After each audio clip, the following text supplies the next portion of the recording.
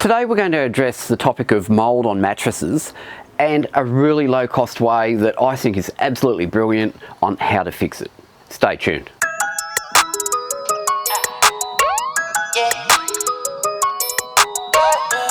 Hey guys, I'm Daryl and welcome to this episode of our Offroad Camper build. Now today we're going to talk about mould or potential mould underneath mattresses. I haven't really had the issue. I did get some water ingress inside the door on one of our last trips and it has stained the bottom of the mattress a little bit. When we come back from a trip I generally lift the mattress up and let it air. But because we haven't been away for longer than a week or the like, we haven't really had the problem. On a long trip, and we are planning for that in the foreseeable future, we could. So I'd like to fix it.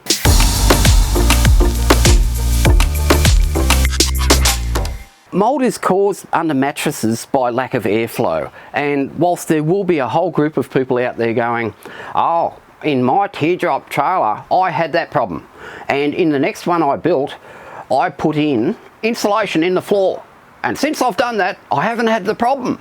And it's not that at all, it's airflow. Air needs to move under mattresses because as we sleep the mattresses get damp, and if they've got no airflow underneath them, mould surfaces.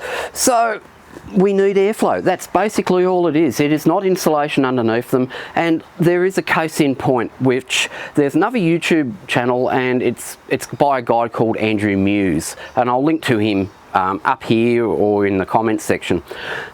Now Andrew's built himself an earth roamer, which is a massive great pickup truck riding on 40-inch tyres or 42-inch tyres, and on the back of this pickup truck he has built some living quarters. Gorgeous piece of work, Andrew, and it took him quite a long time to build it. But the outer shell of this living quarters is made out of quite a well insulated composite material, and Andrew does a lot of snowboarding. I like that sort of sport, so I follow him because of that type of stuff that he does. But it is well insulated, but his mattress sits on some plywood that he's outfitted the interior with. He has had some problems with mould. Now, when I look at the situation his mattress is in, compared to my camper has the sides of the mattress mostly surrounded by walls. On one side of his mattress, it's not at all. So you would think, oh, well, it would get airflow, but it doesn't, because the mattress has no airspace underneath it. And if you look at slat beds, say, inside your house, whilst they do have solid slats that run across, between the slats they always have an air pocket, so the air can run through those and dry the mattress out. As I said, if it's sitting on a flat, your mattress is sitting on a flat floor, at some point you could get mould, or if you do get any moisture in here, it will stain the base of the mattress. And as I said, we do have a little bit of staining after the leak we got through the door last time.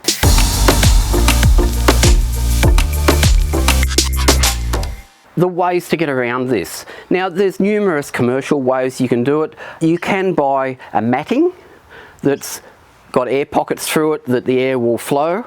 That's a good system. You can buy what's called a Frolly system, and a Frolly system is like 100mm squares.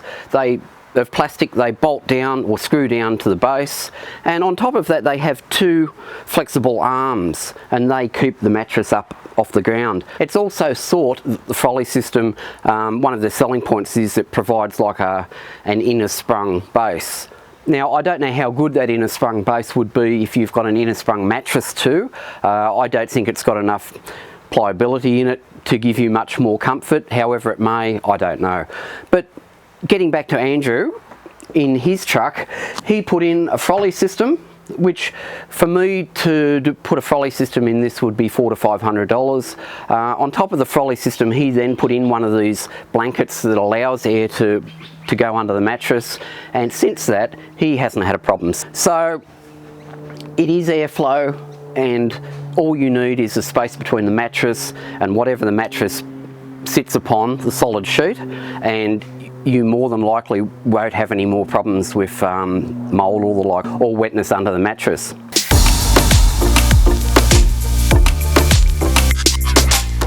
Now, I'm not going to do any of that because I'm on a local teardrop forum, and there was a post came up the other week that I looked at it and I thought, that is brilliant thinking out of the box. Someone was at the local hardware shop, which for me in Australia is Bunnings, and they came up with using these things. And these things are sheets that you use in landscaping. They're $15 each, and the honeycomb section sits at the top, and you lay them on your outdoor substrate, fill it with pebbles, and the pebbles don't move. However, this person thought, now if I flip them over, the honeycomb sits on the floor, and I've got a flat surface with a lot of holes in it, as you can see, that allows airflow, and it all clicks together. It's plastic, they're cheap as, they're $15 a sheet.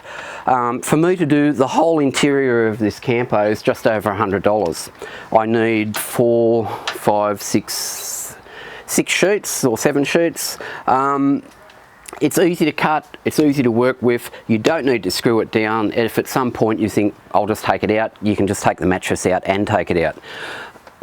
For those that don't think you can take a mattress out of one of these things once you put it in, my mattress was an IKEA version that comes rolled. If you see back through previous episodes, you'll see when I put it into the camper. To take it out, I folded it in half, just laid on it and folded it in half, put some straps around it, put 3 straps, and I could stand it up on its end and just pull it out the door. Worked a treat. So really happy with that. But for this today, I'm just going to install this in. 4 sheets are uncut, so they just sit in there and click together. I've got to do 2 cuts down the side, 2 cuts at the head, and it's done. Now, downsides. The only downside I can see of this is if it created noise against the timber. I don't think it will. The only the only way I can think of any noise, if there was some adult concepts happening inside the camper and they got out of hand, but because the mattress doesn't move, this shouldn't move either, and with weight of people on the mattress it should be fine, but that remains to be seen. But I see this as a really good out of the square way of using a product that's off the shelf and quite cheap to get a really good outcome. So I've already installed 4 of the pieces. I need to cut another one, and most of the camper's done inside. Now, to cut it, I just use a straight edge and a box cutter. I use this vibrating cutting tool to cut through the honeycomb sections.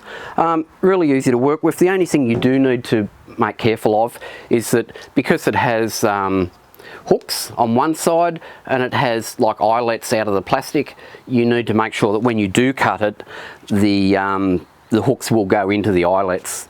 So, and you cut it the right way around, because I may have cut out one sheet wrongly. But anyway, these things happen. So let's cut it, let's get it in the camper and have a look at what it's like. So we're going to need about 177 millimeters.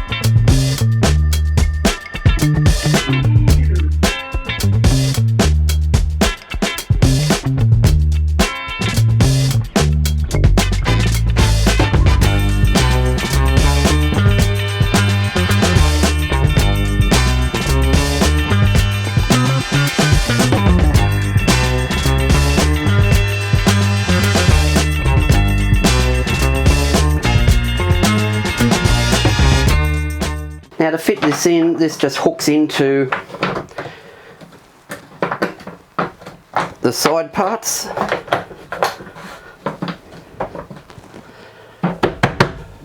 And that is the floor finished. As you can see, it all clicks together, it doesn't move around any. It gives us about 25 millimeters of airspace between the base of the mattress and the wooden floor, and should ward off any mould or wetness issues. So really pleased with that, and again, Thank you for the person that looked outside the box and found this in Bunnings. So all I have to do now is install the mattress back in the thing and we're all done. I think it's a really good low-cost system. So have a look for this product in your local hardware shop if you'd like to go this way. In Bunnings it's in the landscape section and it's $15.99 or something a sheet, so it's exceptionally cost effective for this type of thing. So I hope you enjoyed that today, guys.